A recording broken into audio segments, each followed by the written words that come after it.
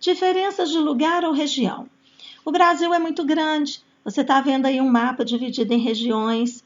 Nós temos 5 regiões e mesmo dentro de uma mesma região, as pessoas já têm modos diferentes de falar. Então, se a gente pensar no falante da região norte e comparar com o falante da região nordeste, nós vamos observar diferenças. Se compararmos com a região centro-oeste, se formos até sudeste, vamos perceber muitas diferenças. E se formos ao sul?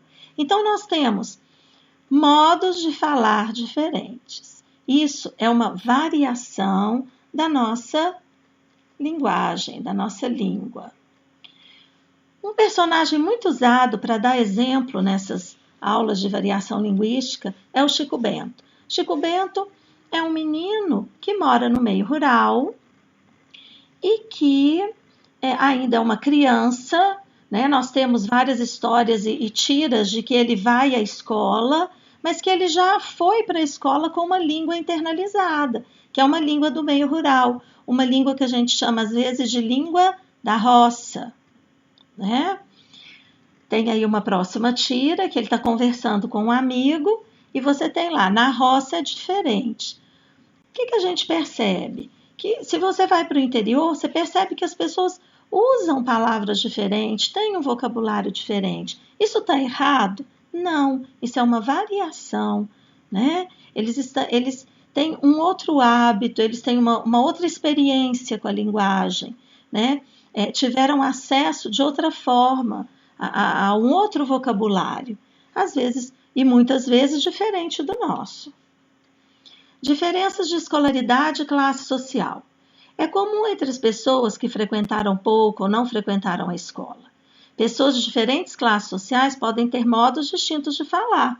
Então, a gente imagina uma pessoa que estudou, uma pessoa que se graduou no ensino médio, que já fez faculdade, que fez mestrado, doutorado, que dá palestras. Então, a gente imagina essa pessoa usando um tipo de linguagem mais rebuscada, mais formal.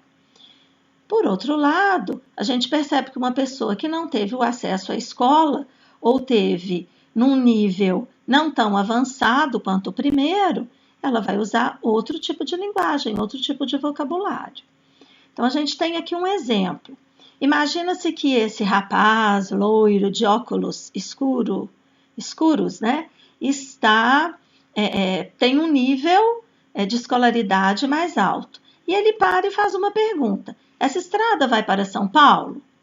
O seu interlocutor parece um homem caipira, descalço, de chapéu, está ali sentado numa pedra na beira da estrada, né? E ele vai responder como? Sei não, doutor, mas se ela for, vai fazer uma falta danada para nós.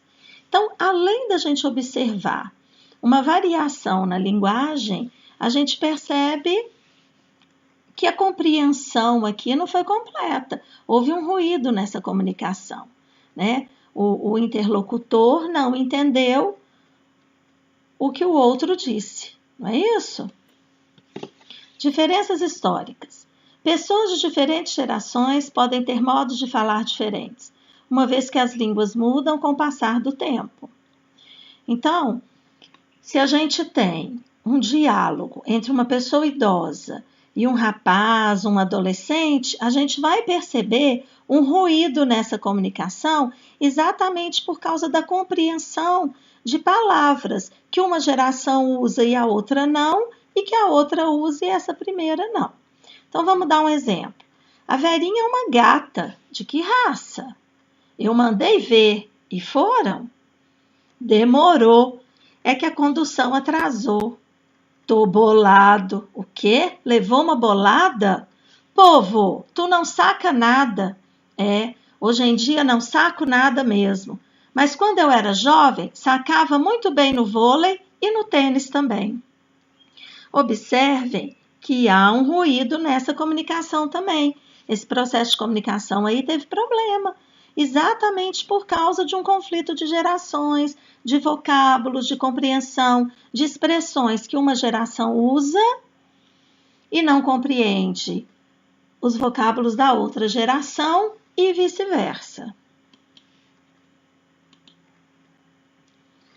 Vamos ver um exemplo agora de um aluno com a professora. Aê, professora, eu e os brother tudo, tipo assim, não estamos achando maneiro as paradinhas do Nil português. Olha a professora. Um balão de pensamento com uma interrogação. Ela está se perguntando, será que eu não ensinei direito? Será que ele não está entendendo a matéria? Será que eu não estou dando conta de modificar essa linguagem, ajudá-lo a melhorar essa linguagem? Então, a gente percebe que há um conflito de gerações aí no que diz respeito à linguagem, à experiência de cada um, ao domínio de vocabulário de cada um. Gíria. Normalmente criada por um grupo social ou profissional. Ela pode extrapolar do meio em que foi criada e contagiar outras pessoas, mas também pode desaparecer rapidamente. Vamos ver um exemplo. Nós temos aí vários exemplos de gírias. Provavelmente gírias não estão atualizadas, né? Mas você tem chapa, pagar mico. Pagar mico vocês conhecem. Massa, carango, beleza, bicho, bode. Tipo assim, né? Tipo assim, vocês também usam bastante. Azará e uma brasa mora.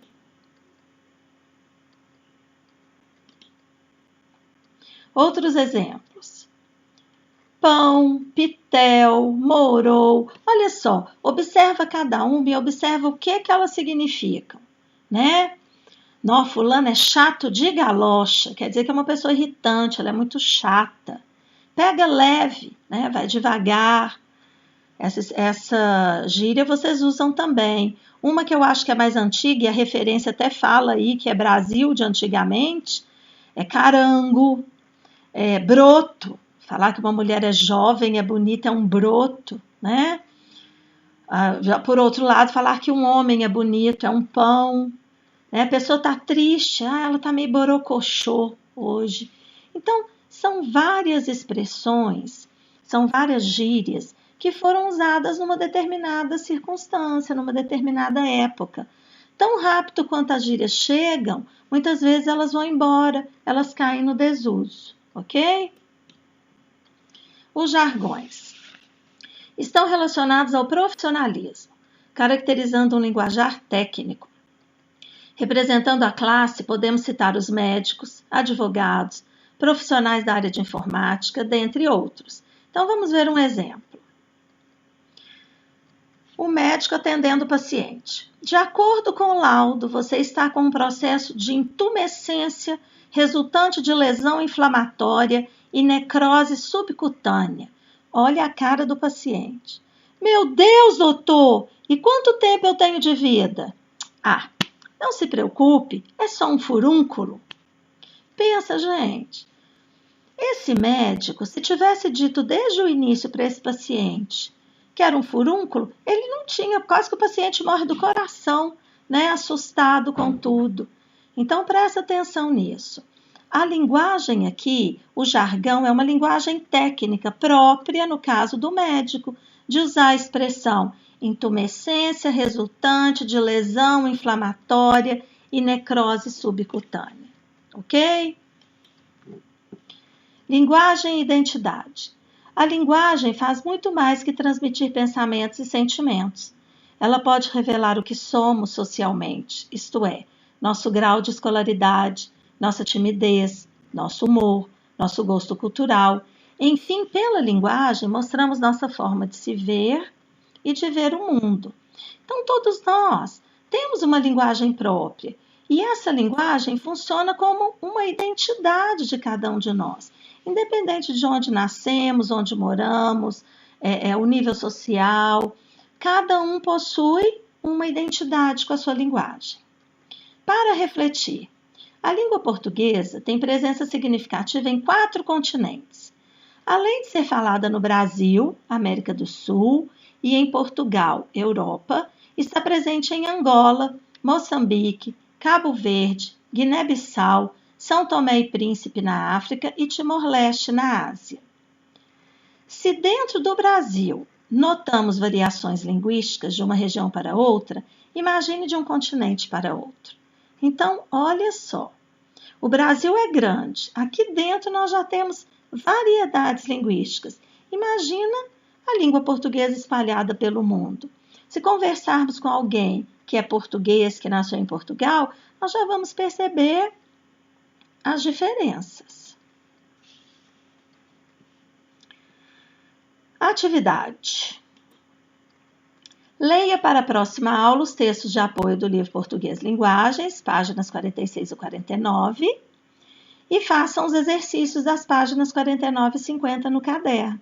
Não esqueça de escrever atividade aula 4 LP e colocar a data da aula, que você teve, ok? Espero que vocês tenham entendido, espero que vocês façam atividade com capricho, é importante para fixar e para que as dúvidas apareçam, ok? Um grande abraço e bom dia!